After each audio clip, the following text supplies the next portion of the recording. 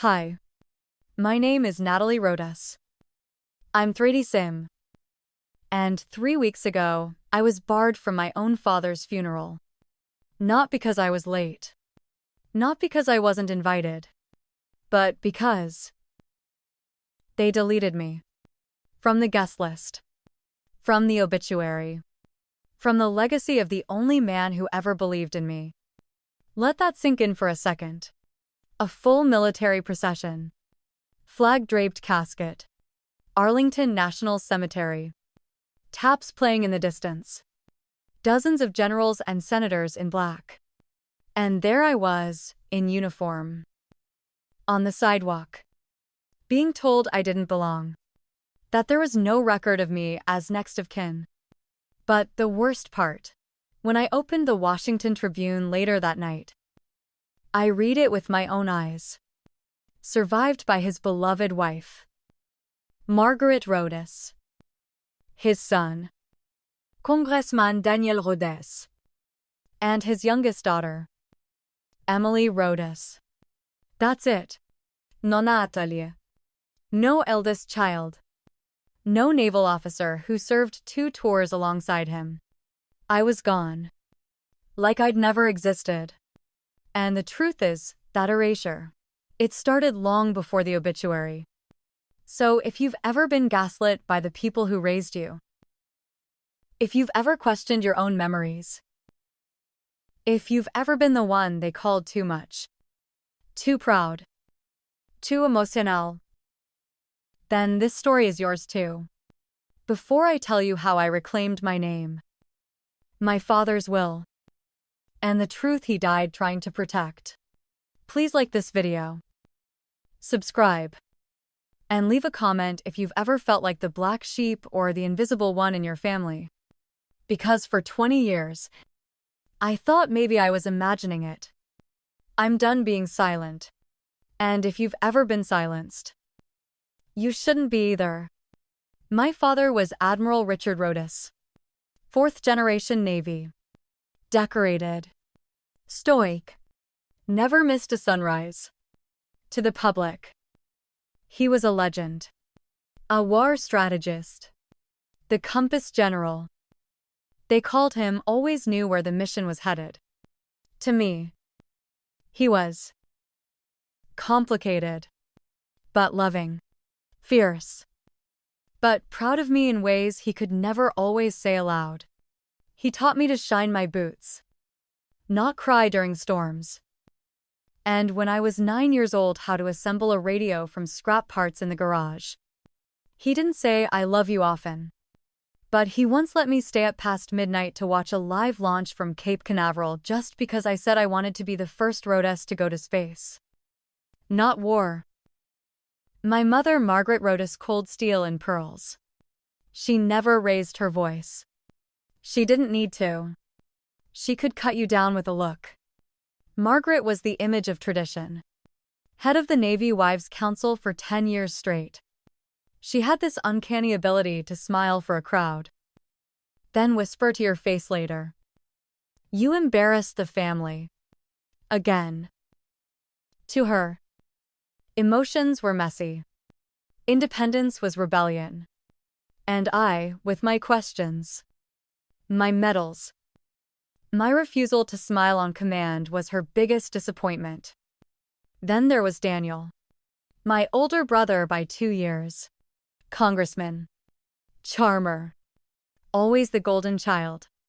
He was the one who shook hands with presidents while I cleaned barracks. The one who got praised for leadership while I got labeled insubordinate for asking why my name had been removed from the post-operation press release in 2012. Daniel believed in one thing. Optics. Family meant loyalty as long as you stayed on message. When I called out a botched naval operation that cost innocent civilian lives in Kandahar, he called me ungrateful. When I earned my star, he said I only got it because of our last name. And Emily, my little sister, 10 years younger, kindergarten teacher, sweet, soft-spoken. She called me once a year, usually on my birthday. But she never stood up for me. Not when it mattered. Not when the press falsely reported I'd resigned under internal conflict. Not when Mom told guests at a fundraiser that I had stepped away from duty for mental health reasons, a lie she used to explain why I wasn't invited. That night, I drank 2 fingers of scotch and tore up the only photo I had of all 5 of us together. The only one where I was smiling. Because even then, I felt like the ghost child. Present, but not allowed to speak. The news of my father's death came in a 4-word text from Daniel. Dad died this morning. No punctuation. No details. No invitation. I had to find out about the funeral schedule through a staffer at the Pentagon. Someone who wasn't even family, but knew how much I admired the man even in our silence. I bought a flight. Got my uniform pressed. Practiced my eulogy twice. I even brought a folded flag I'd earned after leading an evac mission off the Horn of Africa. I wanted to place it next to his. It was my way of saying goodbye. But when I arrived at Arlington, the guards checked my ID. Paused. Looked again. Then said the words I'll never forget. You're not on the list. I showed them credentials. Medals. Rank. Didn't matter. There were orders. From the family.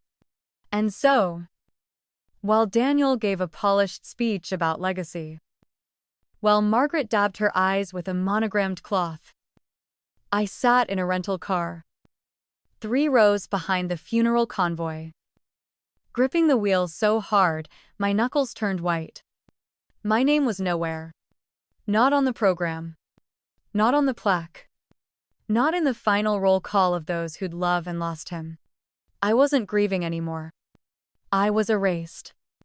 And I knew that wasn't just a passive mistake. It was deliberate. I didn't go back to the hotel that night. Instead, I drove to my father's apartment in Arlington, what used to be his quiet space after retirement. His sanctuary. Away from Margaret's rehearsed perfection and Daniel's politics. I hadn't been there in over 5 years. But I still remembered where he kept the spare key tucked behind the gutter drain.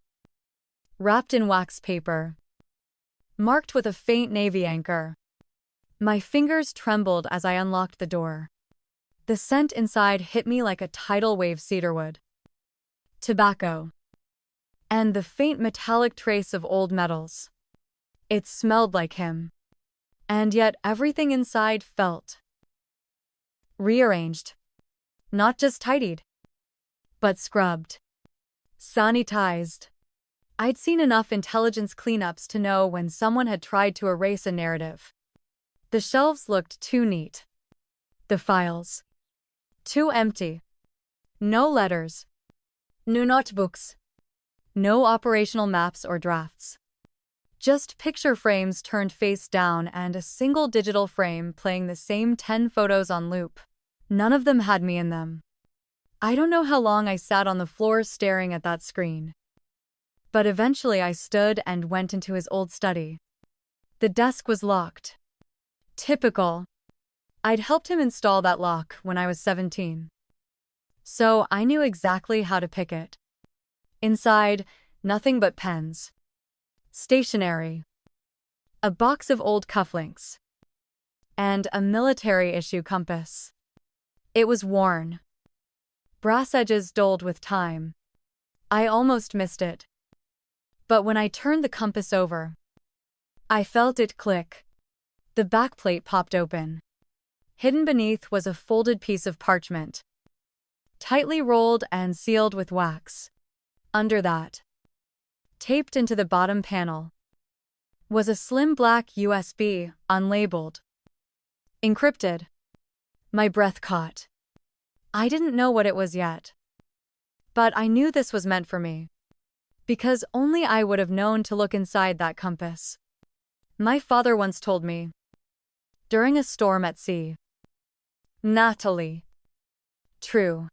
North doesn't come from a needle. It comes from inside you. If I'm ever lost, find the compass. That's where the truth lives. I thought he was being metaphorical. No. I realized. He wasn't. I drove to Quantico that night and called in a favor from the only person I still trusted in cybersecurity, Commander Julia Reeve. She'd served with me in Bahrain, cracked 3 intelligence leaks during the Yemen sting, and once told a vice admiral to shove protocol where the sun doesn't shine. She owed me a drink. I owed her my career. We were even. Until now. Julia didn't ask questions. She opened her laptop, plugged in the drive, and raised her eyebrows. Military-grade encryption. Triple-layered. This wasn't made for casual eyes. I nodded. Can you break it? She smirked. Can I breathe? 10 minutes later. The screen lit up with a folder labeled to Natalie. Only. My heart stopped. Inside were 7 audio files, all time-stamped within the last 30 days of my father's life. The first began with static. Then his voice. Gravelly. Calm. Direct. If you're hearing this. Nat. Then the funeral's already happened. And I suspect I'm no longer in control of my own story. He went on to describe a tangled web of lies, Daniel's manipulation of a supposed veterans reintegration fund called the Marshall Recovery Initiative, which was nothing more than a laundering scheme for defense contracts. Margaret, knowing full well, had helped cover the tax trail. Emily didn't know yet but had been kept at bay with generous inheritance advances. But it wasn't just the money. He spoke of deleted emails, destroyed records, a hacked will. Then came the final blow. They're going to try to write you out. Nat. Not just of my obituary, but of my legacy. I named you my intellectual heir in the original will. I wrote a full memoir, 42 chapters. Names. Dates. Locations. I was going to release it next year. That manuscript is gone now. But I made copies. You need to find Wes Marlowe. He has the original. I paused the audio. Julia looked at me. Colonel Wes Marlowe, I thought he died in '09. I shook my head. Faked a heart attack. Retired to the Carolinas. Only person my dad ever trusted outside the chain of command. We sat in silence. There were no tears. Just fire. Controlled. Seething. Ice-edged determination. They hadn't just taken my name. They'd tried to bury my father's truth, his final mission. And they underestimated me. Again. The next morning, I drove 12 hours straight to a town outside Asheville, North Carolina. Dirt roads. Fog. Trees so thick the sunlight barely made it through. The address was handwritten in the final audio file. An old log cabin by a dried-up creek. I knocked once. No answer. Twice. A click behind the door. The barrel of a shotgun peeked out. Then a voice. Natalie Rodas. Dumb? You're taller than I remember. Colonel Wes Marlowe opened the door. He looked older. Rougher. But his eyes were sharp. Your father said you'd come. Told me if I heard the news and didn't see you within a week. Something went wrong. He gestured to a stack of crates beside the fireplace. That's your inheritance. Be careful. It weighs more than it looks. Inside were the manuscript drafts. Letters. Photographs. Diagrams. And a sealed envelope marked "Deliver only if they betray her." That envelope would become the nail in the coffin for Daniel's public career, but I wasn't ready to open it. Not yet. Because I wanted the truth. Not just revenge. Wes and I sat for hours, piecing together the timeline. In 2021, Daniel had funneled over $3 $7 million through a series of nonprofit shells linked to military contractors. In early 2022, my father began confronting him. They stopped speaking after a heated Christmas dinner, where Daniel reportedly screamed, "You're going senile. I'm the legacy now." A month later, my father rewrote his will, assigned me as custodian of all military memoirs, and began recording those files. 2 weeks after that, he was dead. Stroke. Sudden. No autopsy. Now I had everything. Proof of fraud. Proof of manipulation. Audio from my father. Witnesses. Dates. Motives. The question wasn't if I could bring Daniel down. The question was how I couldn't just leak it to the press that would make me look like a bitter outcast. I needed strategy. Precision. Ironclad credibility. I needed to expose them, on their own stage. I flew back to D.C. the next day and filed a sealed motion with the House Ethics Committee, citing classified evidence of internal corruption involving a sitting congressman. I submitted the audio, the documents, and requested a private hearing. Julia coached me through the legal minefields. Wes gave a sworn affidavit. But the final trigger came from someone I never expected: Emily. My sister. She called me the night before the hearing, whispering so quietly I could barely hear her. "They told me you were unstable. That Dad didn't trust you. But I found something." Mom kept it hidden in her jewelry box. "It's a letter." She paused. "He called you his compass. Said if anything happened to him, it'd be because he got too close to the truth." I asked her to meet me the next morning. She said yes. And that's when I knew. This wasn't just a family feud. This was a legacy war. And I wasn't fighting for vengeance. I was fighting for my father's voice. For my own place in the story. For every daughter who'd ever been told to stay quiet, smile, and disappear. They tried to bury me at that funeral. What they didn't know is, I came back with the shovel. The hearing was set for 9 a.m. Tuesday morning. Room 2B of the Capitol Judiciary Hall. I arrived at 7. Not because I was nervous, but because I knew Daniel would be there at 8. And I wanted him to see me waiting. Not lurking. Not hiding. Sitting front row in my full uniform. The same one they didn't let me wear at my father's funeral. Commander Julia Reeve flanked me on the left. Calm as ice. Legal briefcase locked. On my right was Colonel Wes Marlowe. Stiffer than usual in a gray blazer and battered walking cane. He hadn't worn military dress since his staged heart attack in 2009. But today, he wanted to be recognizable. Just not revered. We were not here for drama. We were here to deliver surgical truth. Under oath. And we were ready. At 8:42, Daniel arrived. His staff cleared a path. Suit perfectly pressed. Flag pin gleaming.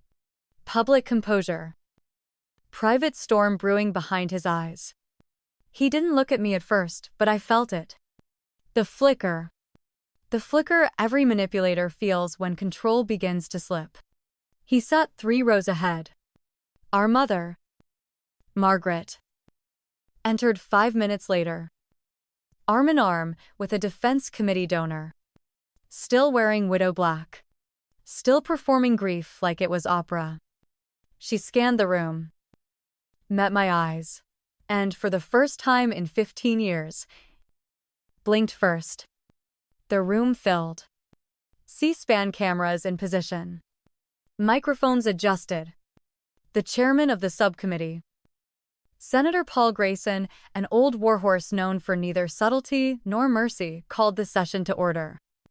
Today, We review allegations involving misuse of veteran funds, possible obstruction of legacy documents, and misconduct surrounding the death of Admiral Richard Rhodes. A moment of silence passed. Then he said, "We'll begin with the testimony of Lieutenant Admiral Natalie Rhodes. Miss Rhodes, the floor is yours." I stood, stepped forward. The mic adjusted to my voice. My chest didn't rise fast. My palms didn't sweat. I wasn't angry anymore. I was awake. My name is Natalie Rhodes. I served 2 tours in Afghanistan, 1 in Somalia. I received the Navy Distinguished Service Medal and was appointed Lieutenant Admiral in 2023. I am also the biological daughter of Admiral Richard Rhodes. I say that last part because, in the weeks since his passing, my name has been removed from official funeral records, from the family trust filings, and, according to my brother, from memory. But I'm not here to argue biology. I'm here to speak about betrayal. Not personal. Strategic. I played the first audio file. My father's voice filled the room. Cold. Measured. Final. If this is played in public, it means Natalie found the drive. And if she found the drive, then I was right to worry. I watched Daniel freeze. Jaw tight. Knees still. His thumb tapped nervously under the table. The only tell he couldn't mask. Margaret lowered her eyes but said nothing. I continued. This isn't just about family. This is about power. And who thinks they have the right to rewrite truth to protect it? I outlined the findings: bank records, the fraudulent nonprofit trail, wire transfers, Marlowe's sworn statement, Julia's forensic authentication of the digital evidence. I recited the timeline. The fight over Christmas. The edited will. The files wiped remotely after my father's cardiac event. I stated the obvious: no autopsy requested. Against Navy protocol. My father was declared dead before the hospital even contacted his legal liaison. And then came the twist they weren't prepared for. I turned to the committee and said, I'd like to submit into evidence a letter recovered from a private estate box, in the handwriting of Admiral Rhodes, signed and notarized 3 weeks before his death. Senator Grayson nodded. Proceed. I passed the letter forward. Grayson read it silently, then looked at me with something between sorrow and fury. Would you like to read it aloud? Miss Rhodes, I nodded.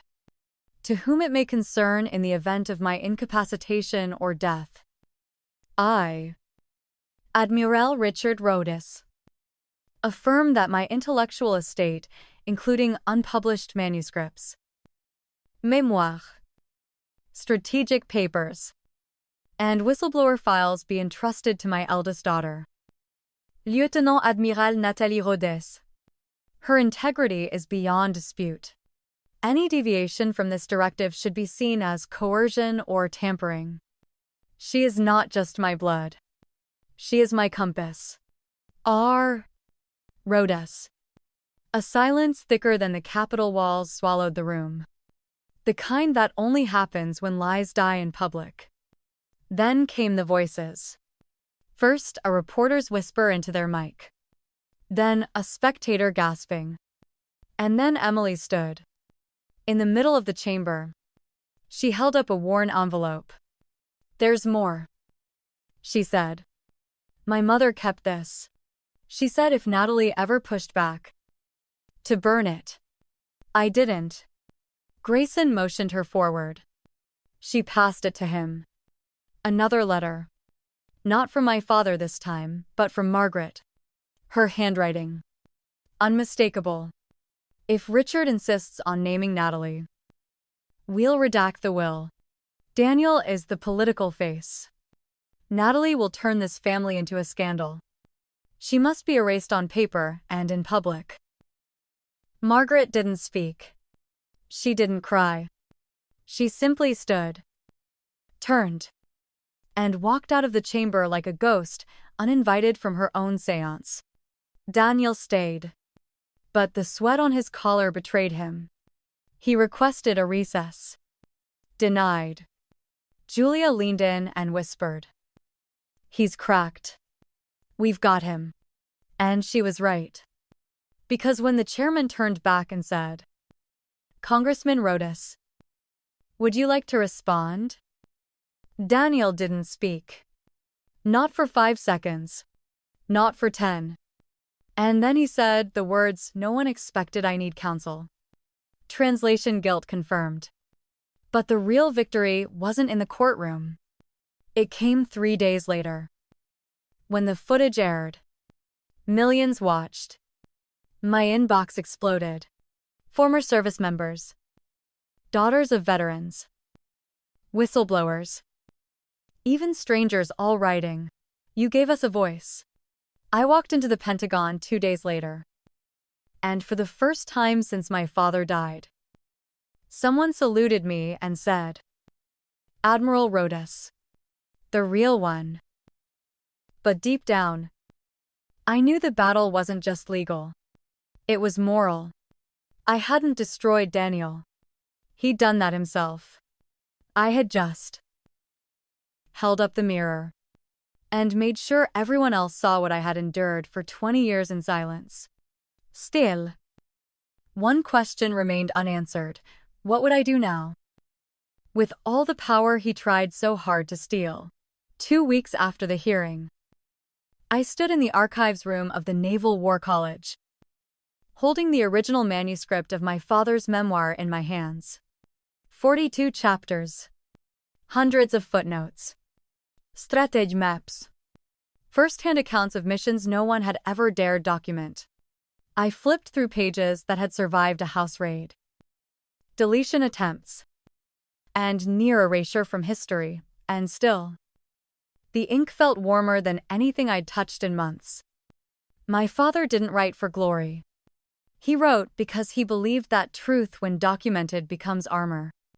And now, it was mine to wear. I didn't publish it right away. I wanted to make sure the world was ready to hear what he had to say, not just as an admiral, but as a man who witnessed loyalty erode in his own bloodline. I spent weeks working through the notes, cross-referencing dates, annotating chapters with my own memories. The deeper I went, the clearer it became. This wasn't just a military memoir. It was a confession of complicity, of regret, of choosing silence in moments when speaking might have saved lives. And yet, woven through every sentence was the stubborn hope that someone else would finish what he started. Someone like me. It was Julia who suggested we go public. She knew a publisher who'd handled sensitive whistleblower content before. At first, he hesitated. I'd spent my whole life being told to protect the name Rodas. That legacy was fragile. That perception mattered more than principle. But that version of the name, Daniel's version, was dead now. What mattered was the truth. And if my father's legacy had survived everything they'd thrown at it, then maybe, just maybe, it was strong enough to carry others too. We released the book in the spring under the title my father had scribbled on the last page, "The Compass Without North." It hit bestseller lists within days. Not because of the scandal, though that helped, but because it resonated. With soldiers who were told to forget. With daughters erased from wills. With anyone who had ever been silenced in the name of family honor. Overnight, I went from a disgraced daughter to a reluctant spokesperson for those living in the shadows of other people's power. It was surreal. Exhausting. But something in me, something that had laid dormant for decades, woke up with a roar. Then the letters started coming. Emails. Handwritten notes. Doc tags in envelopes. One woman sent me a folded American flag and wrote, "My father died calling me his pride." But my brothers buried him, pretending I never existed. Your story helped me say goodbye properly. Another email came from a retired colonel who confessed to covering up misconduct in 1996 and said, "Reading your father's words made me pick up a pen for the first time in 20 years. This is my confession." It was overwhelming. And yet it felt right. I realized the truth my father wanted to leave behind wasn't just about geopolitical operations. It was about what happens when families weaponize silence. When reputation becomes currency. When women are expected to be loyal at the cost of their own voice. And so, I did something that scared even me. I started a foundation. I named it the Rodas Legacy Project. It had one mission: to preserve, protect, and amplify the voices of those erased by systems of control, whether military, political, or familial. We offered legal support to whistleblowers, therapy for veterans cast out by their families, grants for women rebuilding careers after being discredited. Within 6 months, we had chapters in 12 cities. Within a year, we were invited to speak at international tribunals. People listened not because I was loud, but because I had receipts, and scars, and proof that truth, when spoken plainly, could light the darkest corners of power. Daniel, by then, had gone silent. He'd stepped down from Congress under personal review.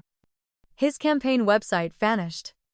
The last time I saw his name in the news, it was buried in a footnote about ethics violations. No apology. No confrontation. And yet, strangely, I didn't need it anymore. I wasn't chasing vengeance. I was building something he could never dismantle. A legacy rooted not in name or bloodline, but in conscience. And as for my mother, Margaret moved to Maine, retired from her social circles. Occasionally, I'd hear from Emily that she was reading the book in pieces, that she had taken down the family portrait in the foyer, that she sometimes asked, "Do you think Natalie hated me?" I didn't hate her. I pitied her. She spent her whole life trying to keep the family intact, not realizing she was slicing it apart from the inside. Her power was borrowed. Mine was built. But perhaps the most unexpected moment came one evening. 6 months after publication. During a live panel interview on military ethics, a cadet stood up, barely 20, trembling as she held the microphone. "How?" she asked. "Did you know it was worth the risk?" Speaking up, I paused. Not because I didn't know the answer, but because I knew I had to give the right one. "I didn't," I said. "I wasn't sure. But I knew it would be worse to live erased than to live remembered for the wrong thing. And sometimes, silence is more dangerous than betrayal." The room was quiet. Not in the awkward way. In the reverent way. And it hit me, this was never just about me reclaiming my father's name. It was about teaching people how to reclaim their own. But even as I stood on that stage, lights hot on my face, applause echoing, I knew one chapter hadn't closed yet. There was still something waiting. A final envelope. A message I hadn't dared open. Still sealed inside the compass my father left behind. Not the USB. Not the files. A hand-scribbled note I'd been too afraid to read. Because a part of me wondered, what if he regretted everything? What if he too, in the end, chose silence? But the time for wondering was over. The envelope had been with me the whole time, tucked away in the back of the compass case, under the secret panel. I'd seen it dozens of times since the night I found it. But I couldn't bring myself to open it. Not after the hearing. Not after the book. Not even after the foundation took off. Because in some twisted, fragile part of me. I feared that the words inside might unravel everything I'd built. That maybe, after all the pain, the truth would be less satisfying than silence. That maybe I wasn't the daughter he remembered. Or worse, that he wasn't the father I needed him to be. But one morning, 6 months to the day after the hearing, I woke up before dawn. The house was quiet. My phone was off. There were no interviews. No speeches. No lawsuits waiting in my inbox. Just silence. And in that silence, I knew it was time. I made coffee the way he used to black. No sugar. I sat by the window. Compass in hand. Envelope on my lap. And, slowly, carefully, I broke the seal. The paper was rough. Written in his hand. Unmistakable. Slanted. Steady. Stubborn. No date. No signature at the top. Just this. Natalie. If you're reading this, then everything I feared has come true. They buried my name. They tried to bury yours. And yet you found this. Which means you weren't erased. You endured.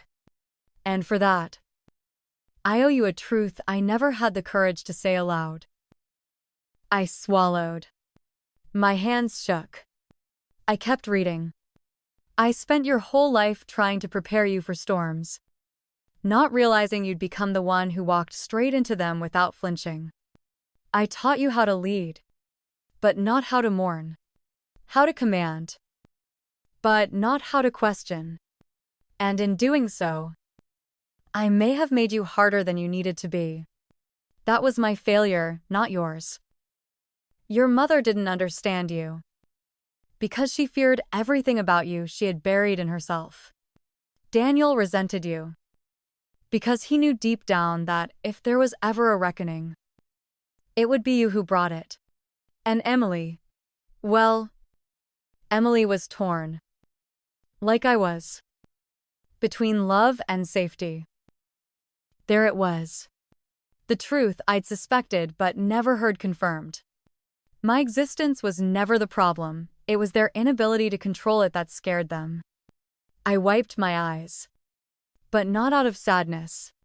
It was relief. Validation. A wound. Finally named aloud. I named you my compass because when I lost my own, you never hesitated to stand your ground. Even when it cost you medals, or dinners, or a seat at the table. I tried to shield you by staying silent. That was a mistake. Silence is what let all of this happen. And it's silence that nearly erased us both. So this is my final order: don't live quietly. Don't settle for forgiveness that tastes like forgetting. Don't become me. Become more. I folded the letter slowly. Held it to my chest. Not because it healed everything, but because it finally allowed me to let go of the need to be seen by people who never wanted to look honestly. That letter wasn't an apology. It was a confession.